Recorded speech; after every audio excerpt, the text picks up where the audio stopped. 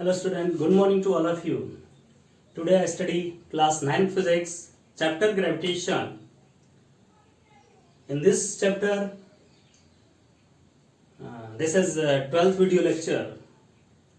In previous lecture we studied about pressure, thrust, pressure and its numerical, pressure in fluids.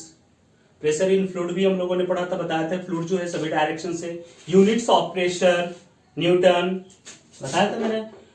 Pressure का unit P equal to क्या होता है F upon ए यानी Newton पर metre square. इसको मैंने बताया था पास्कल बोलते हैं। अदर यूनिट मैंने बताया था बार, ठीक है। फिर आपको एक और एटीएम बताया था एटीएम, जो मोस्ट इंपॉर्टेंट इसकी यूनिट थी 1.01 इंटू 10 के पावर 6 न्यूटन पर मीटर स्क्वायर। ये वो क्या था, एटीएम के लिए था, एटमॉस्फेरिक प्रेशर के लिए था। और एक और यूनिट्स आपको बताए थे एमएम ऑफ एच जी, ठीक है। तो इस तरह से ये सारी चीजें इसमें हम लोग क्या करते हैं।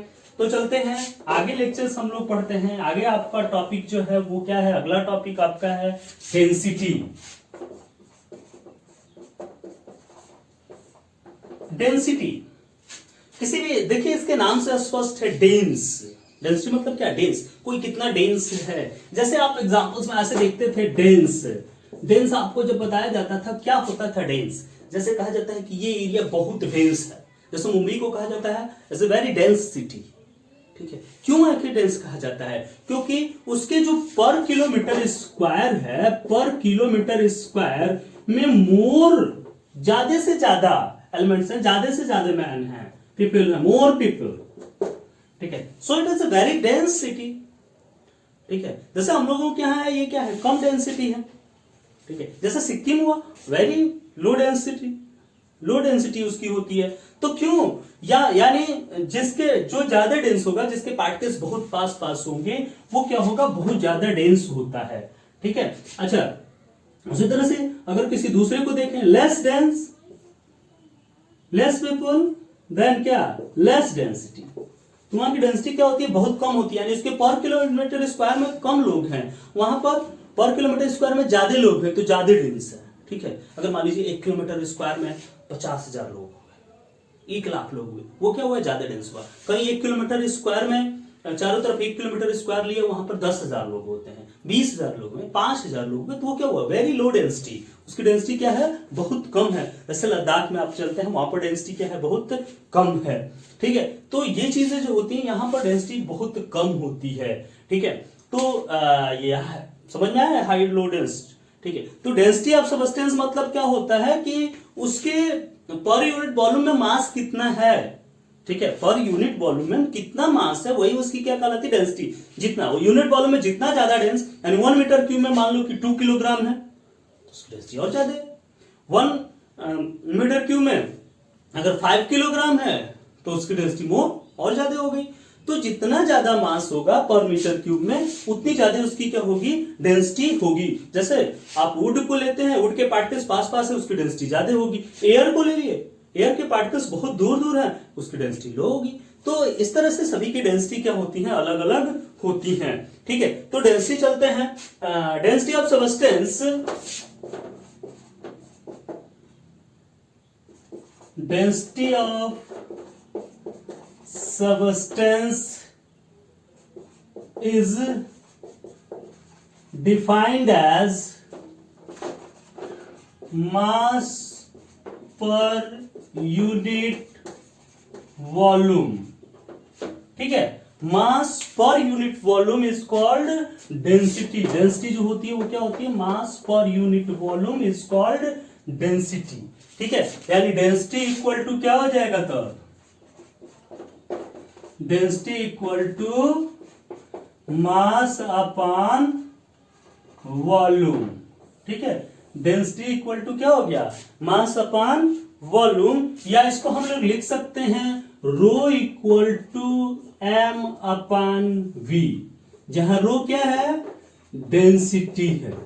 रो को कैसे डिनोट करते हैं, डेंसिटी को। रो से ये स्मॉल डी से डिनोट करते हैं, तो स्मॉल डी से डिस्टेंस भी हो जाता है। सो हम लोग रो ही लिखते हैं। रो थोड़ा सा बस कुछ करना नहीं, ऐसे कर देना, ठीक है, रो, ठीक है। इसको क्या पढ़ते हैं, अगर आपको नहीं याद होगा, RHO, रो, रो पढ़ते हैं, ठीक है।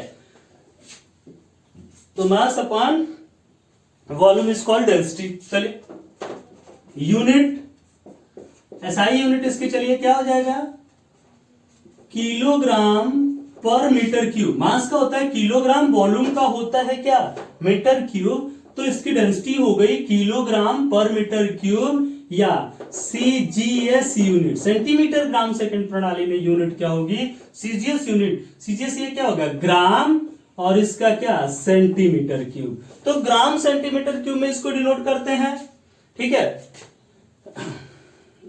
या पर सीसी ऐसे बोलते हैं इसको, ग्राम पर सीसी, ठीक है। सेंटीमीटर क्यूब, क्यूब मतलब सी से क्यूब भी होता है और सेंटीमीटर है तो पर सीसी भी बोल सकते हैं। तो ये क्या होगा, किलोग्राम पर मीटर क्यूब और ग्राम पर सेंटीमीटर क्यूब। तो दिस इज कॉल्ड डेंसिटी। किसी भी मटेरियल की डेंसिटी इस चीज पर डिपेंड करती है कि उसमें कितने मटेरियल्स हैं, पर मीटर क्यूब में उसमें कितना मास वो कवर करता है, कितना मास उसका है, वही उसकी क्या कहलाती है, डेंसिटी कहलाती है। समझ में आया? चलिए तो आगे बढ़ते हैं, रिलेटिव डेंसिटी। अगला टॉपिक आपका है, अगर आपको नहीं समझ में आया तो फिर इसको आप पूछ सकते हैं अलग से, ठीक है। रिलेटिव डेंसिटी कमेंट करके पूछ सकते हैं। चलिए तो relative density, what is relative density? Relative density मतलब क्या, रिलेशन में उसके क्या है, ठीक है। यानी वाटर के रिस्पेक्ट में इसकी डेंसिटी कितनी है, किसी भी सबस्टेंस की डेंसिटी वाटर के रिस्पेक्ट में कितनी है। वाटर के रिस्पेक्ट में सबकी डेंसिटी हम लोग निकालते हैं, क्योंकि वाटर बहुत ज्यादा मात्रा में है यहाँ पर, वाटर के रिस्पेक्ट में इसको निकाला जाता है। और वो भी उस वाटर के रिस्पेक्ट में जो 4 डिग्री सेंटीग्रेड पर वाटर की डेंसिटी हो, 4 डिग्री सेंटीग्रेड पे वाटर, ठीक है। तो क्या, it is the ratio of density of substance, ratio of density of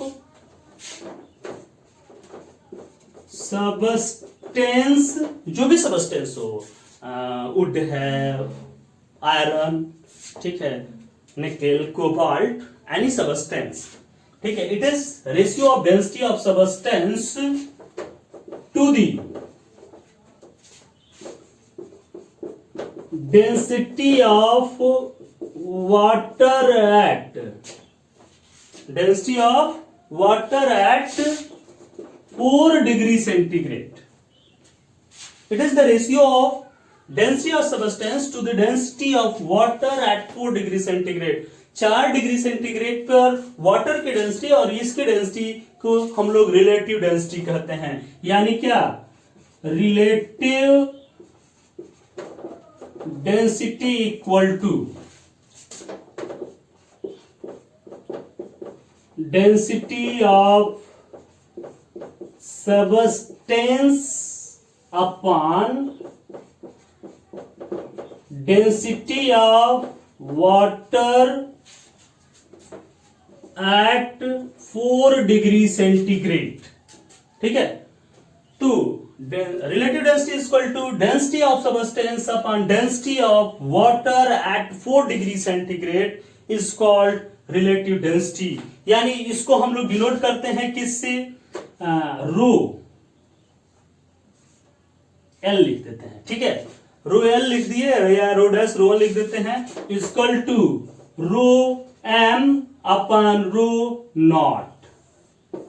row m मतलब डेंसिटी ऑफ सबस्टेंस यानी density of medium, rho m मतलब डेंसिटी ऑफ सबस्टेंस या डेंसिटी ऑफ मीडियम, और रो नॉट मतलब density of water at 4 degree centigrade. Water 4 degree centigrade मतलब होता क्या है, इसी को एनोमोलस बिहेवियर ऑफ वाटर कहते हैं। वाटर जो होता है ना, जैसे जब बहुत ज्यादा विंटर होता है, बहुत ज्यादा ठंडा पड़ता है, ठीक है, तो होता क्या है कि वाटर जो झील होती हैं, लैक, उसके वाटर जो होते हैं वो क्या हो जाते हैं, आइस बनने लगते हैं, जैसे डल लैक कश्मीर में, ठीक है। तो आइस बनने लगते हैं, लेकिन नीचे का जो वाटर होता है वो ऊपर से वो आइस हो जाता है, लेकिन नीचे का वाटर 4 डिग्री सेंटीग्रेड पर, बहुत ठंडा 4 डिग्री सेंटीग्रेड पर, वैसे ही नीचे जमीन तली का जो वाटर होता है बचा रहता है। जितनी भी मछलियां होती हैं, जीव जंतु होते हैं, वो सब के सब क्या होते हैं, इस 4 डिग्री सेंटीग्रेड वाटर में चले जाते हैं। इसलिए हम लोग डेंसिटी किससे निकालते हैं, density of water at 4 degree centigrade पर जो होती है, और सबके लिए अलग अलग होती है, इसके लिए फिक्स हो गई, तो उसके रिस्पेक्ट में निकालते हैं। इसको नोट करिए फिर बताते हैं।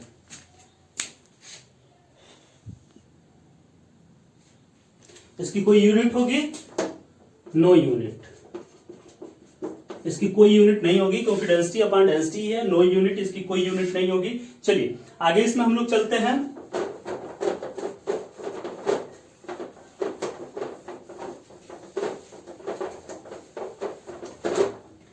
चलिए यहीं से देखिए, ये जो रिलेटिव डेंसिटी, एक थोड़ा सा और अलग चीज आपको दिखा देते हैं।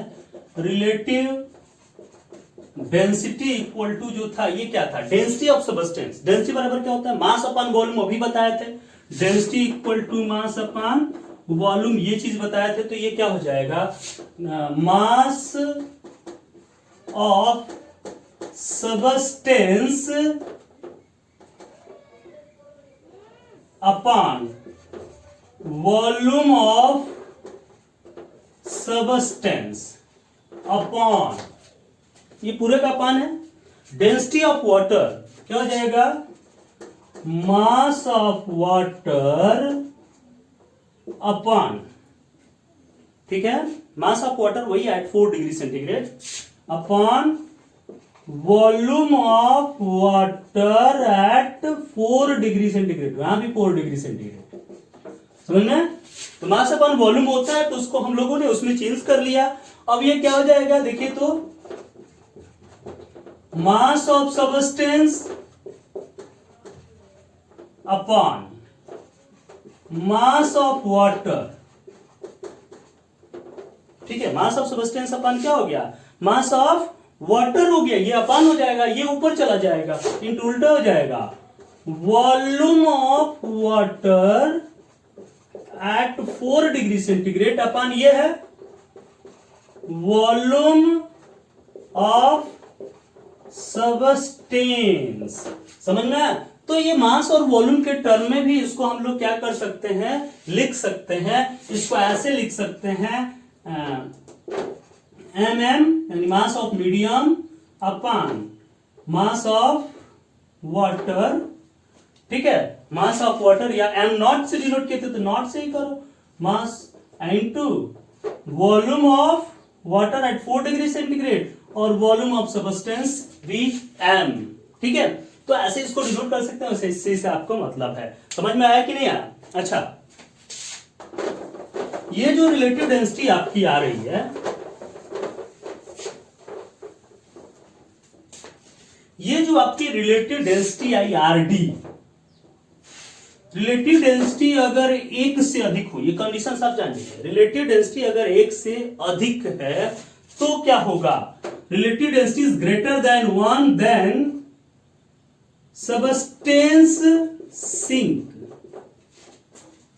सबस्टेंस क्या कर जाएगा, सिंक कर जाएगा, डूब जाएगा, ठीक है।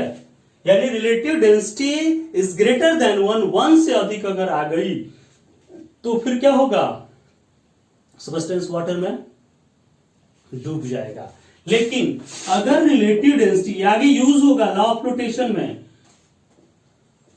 लेस देन 1 से अगर कम होती है relative density, then substance float, substance क्या करेगा, फ्लोट करेगा। ये बहुत इंपॉर्टेंट चीज है, इसको आप याद रखेंगे। रिलेटिव डेंसिटी अगर ग्रेटर देन 1 हो गई तो सबस्टेंस क्या हो जाएगा, सिंक कर जाएगा। लेस देन 1 हुई तो सबस्टेंस क्या करेगा, फ्लोट करेगा। और वाटर की डेंसिटी जो होती है,